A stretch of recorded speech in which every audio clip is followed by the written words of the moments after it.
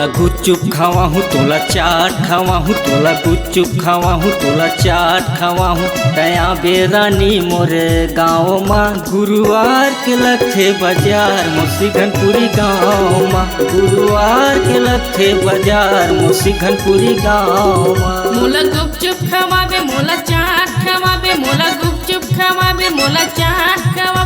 मैं आहूँ राजा तोरे गाँव माँ गुरुवार के लगथे बाजार सिंघनपुरी गाँव माँ। गुरुवार के लगथे बाजार सिंघनपुरी गाँव माँ।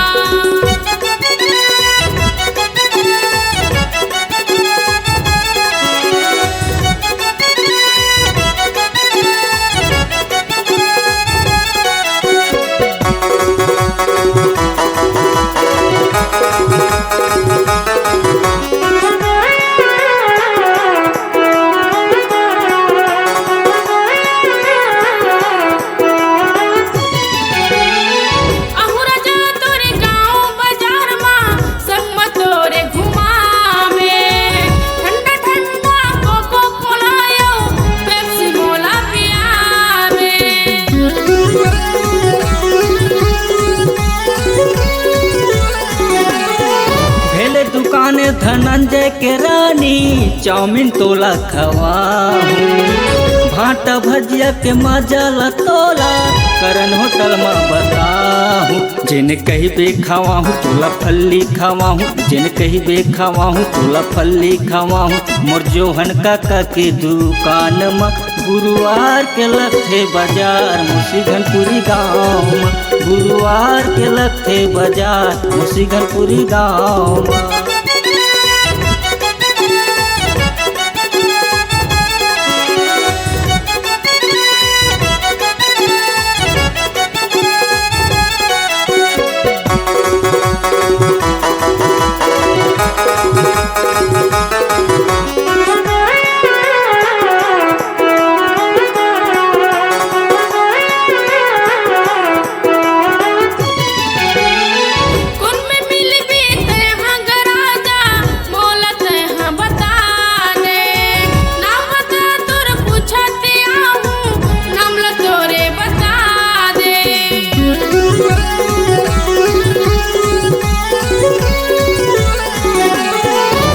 पिपर के छैहा मरानी करिहा तोर इंतजार ला।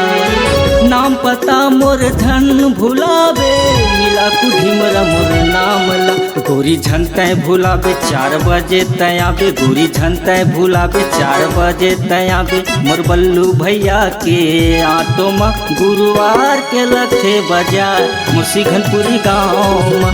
गुरुवार के लगथे बाजार मोसीघनपुरी गाँव में। मोला गुपचुप खवाबे मोला चाट खवाबे, मोला गुपचुप खवाबे मोला चाट खवाब। मैं आहूँ राजा तोरे गाँव माँ गुरुवार के लगथे बाजार सिंघनपुरी गाँव माँ।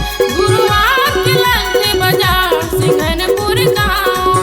गुरुवार के लगथे बाजार सिंघनपुरी गाँव माँ। गुरुवार के लगथे बाजार सिंघनपुरी गाँव माँ।